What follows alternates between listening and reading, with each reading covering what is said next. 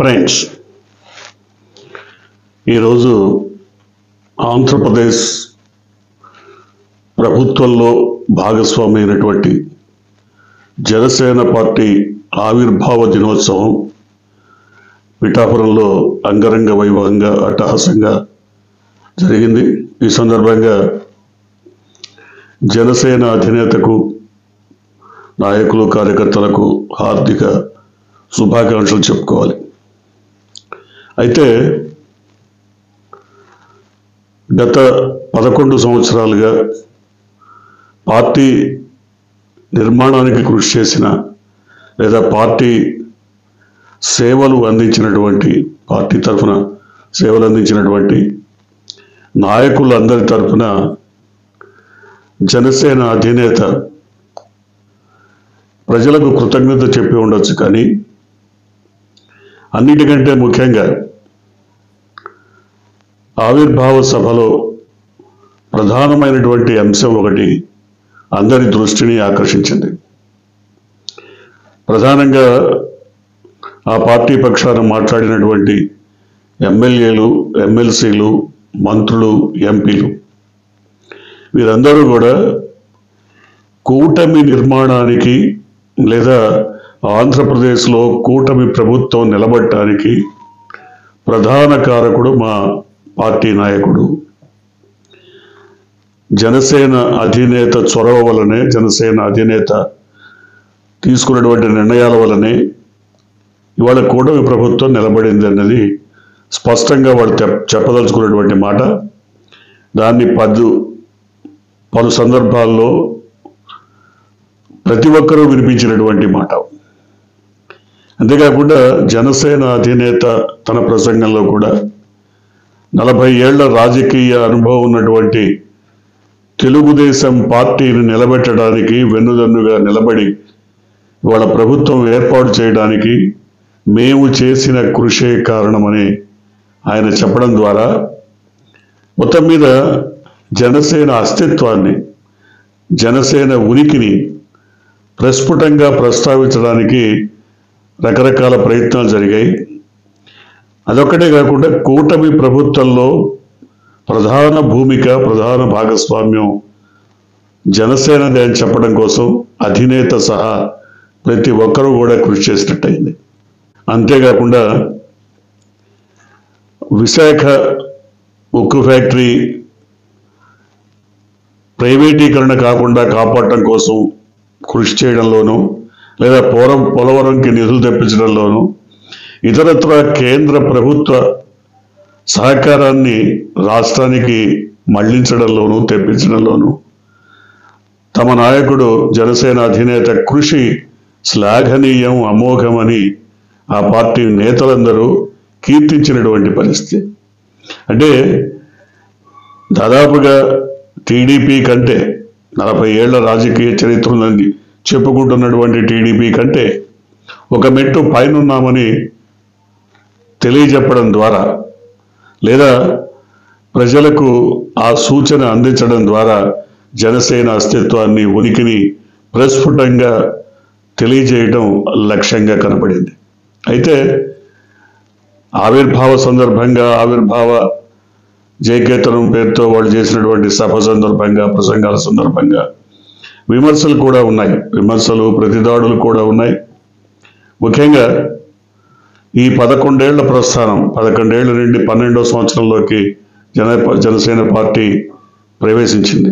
ఈ 12 ఏళ్ల ప్రస్థానంలో జనసేన అధినేత రంగులు మార్చినట్టు ఏ నాయకుడు మార్చలేదన్నది ప్రతిపక్షం నుంచి లేదా వైరిపక్షాల నుంచి వినిపిస్తున్నటువంటి అభియోగం.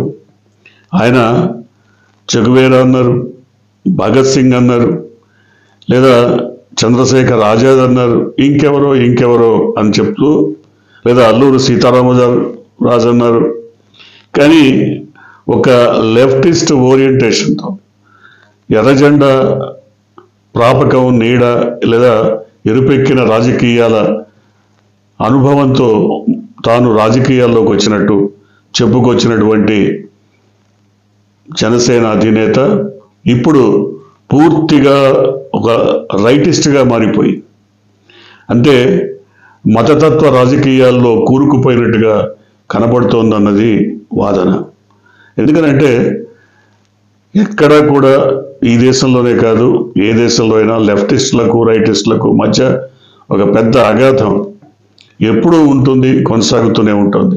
ముఖ్యంగా మన దేశంలో కమ్యూనిస్టు పార్టీలకు, మతతత్వ బీజేపీ లాంటి పార్టీలకు ఎప్పుడూ కూడా పొసగని పరిస్థితి. కానీ ప్రారంభంలో కమ్యూనిస్టు రాజకీయాలు, సోషలిస్టు భావాలతో లేదా ప్రజాభ్యుదయం తన శ్రేయస్సు కోరుతున్నటువంటి నాయకుడిగా తాను వచ్చానని చెప్పినటువంటి జనసేన అధినేత చివరికి తన మాటలనే తాను ఖండించుకుంటూ వచ్చారు. ఇవాళ ఆయన పూర్తిగా మతత్వ కాషాయీకరణ వైపు మొగ్గు చూపుతున్నారు. అంతేకాదు రాజకీయాల్లో వారసత్వ రాజకీయాలు తాను ఎప్పుడూ చేయనని, కార్యకర్తల నుంచే రాజకీయ నాయకుల్ని గుర్తిస్తానని చెప్పినటువంటి వ్యక్తి అవకాశం వచ్చిందే తడవుగా తన సోదరుణ్ణి, ఆయన ప్రజల నుంచి గెలిచిన వ్యక్తి కాకపోయినా దొడ్డిదోవన ఎమ్మెల్సీని చేసి మంత్రిని చేయటానికి ప్రయత్నిస్తున్నారన్నది మరొక అంశం. అంతేకాదు 2024 ఎన్నికలకు ముందు అనేక రకాల అంశాలను ఆయన ఉర్రూతలూగిపోతూ వీరావేశంతో చేసినటువంటి ప్రసంగాలు ప్రజలను ఆకట్టుకొని ఉండొచ్చు. కానీ వాటికి పరిష్కారాలు ఇప్పుడు ఆయన అధికారంలో ఉండగా వాటికి ఏ ఒక్కదానికి పరిష్కారాలు చూపిన దాఖలాలు కనబట్టలేదు అనేది వైరిపక్షం మాట. ముఖ్యంగా వాలంటీర్లు మరి దాదాపు 30,000 మందికి పైగా అమ్మాయిలను ట్రాఫికింగ్లో అంటే వ్యభిచార కూపాల్లో వాళ్ళని నింపేశారు, పంపించారన్నటువంటి జనసేన నాయకుడు మరి వారిలో ఒక్కరినైనా తీసుకురాగలిగారా? ఇంకెంతకాలం ఎదురు చూడాలి? అసలు ఆ రకమైన ప్రయత్నాలు ఏమైనా సాగాయా? అంతేకాదు సుగాలి ప్రీతి లాంటి ఒక గిరిజన బాలిక గ్యాంగ్ రేపుకు గురై హత్య గావించబడితే అది కూడా తాను భాగస్వామిగా ఉన్నటువంటి కూటమి ప్రభుత్వ హయాంలో 2017లో జరిగితే దాన్ని జగన్మోహన్ రెడ్డికి ఆపాదించి జగన్మోహన్ రెడ్డి ప్రభుత్వం పట్టించుకోవట్లేదంటూ ఉర్రూతలూగిపోయినటువంటి జనసేన అధినేత ఇప్పుడు తన ప్రభుత్వంలో ఉండి ఏం చేశారు, ఏం చేయాలనుకుంటున్నారు? అలాంటి వాటికి ఏమి మరి ఎక్కడా కూడా పరిష్కార మార్గాలు కనపడవు.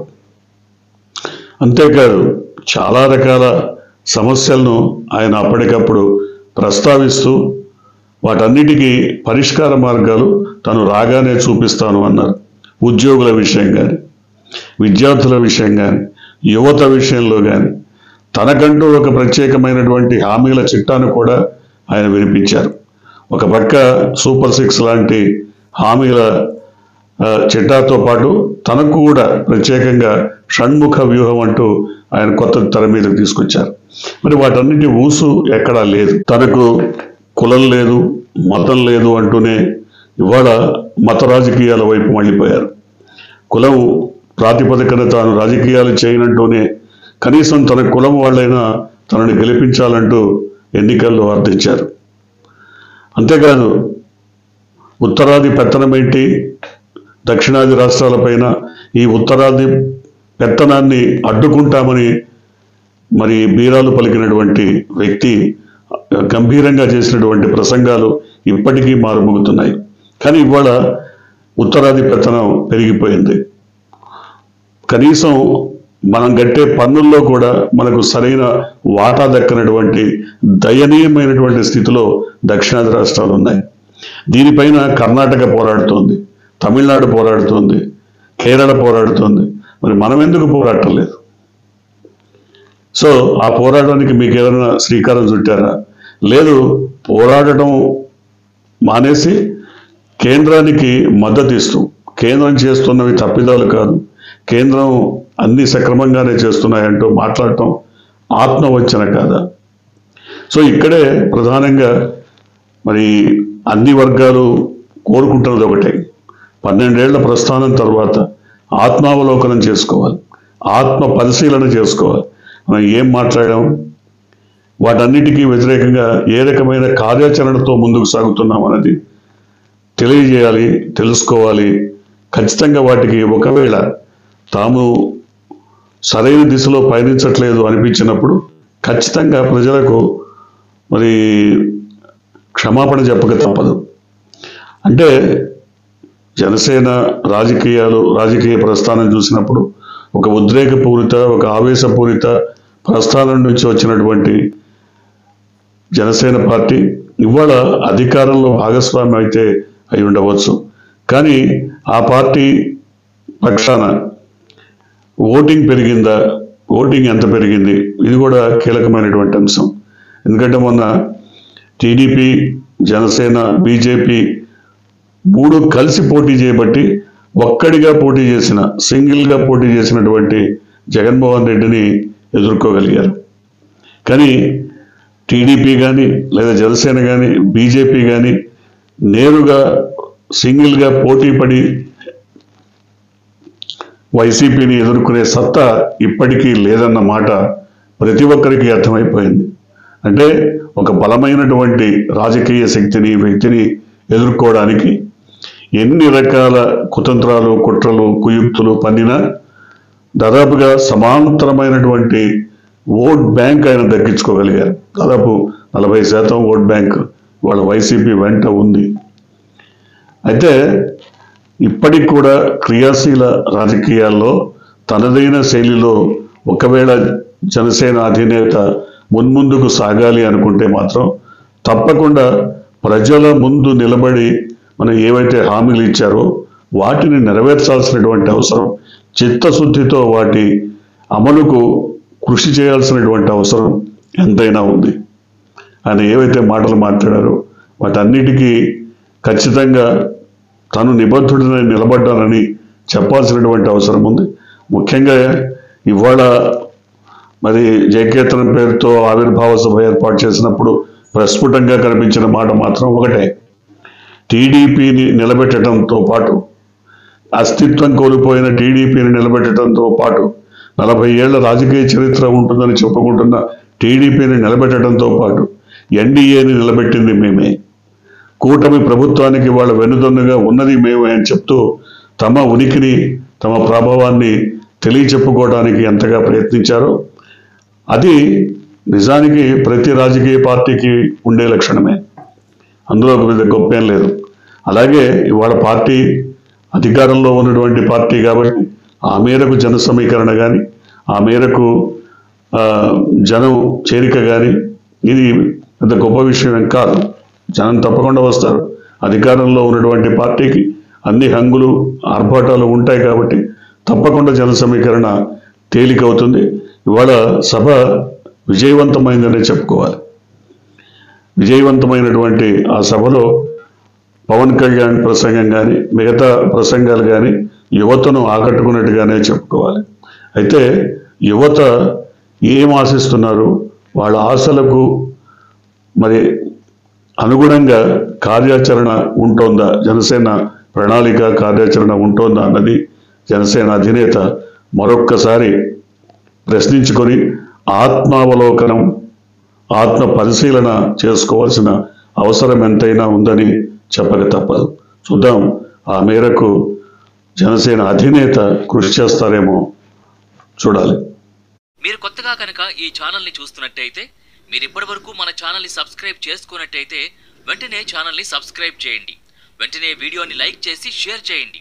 బెల్ ఐకాన్ని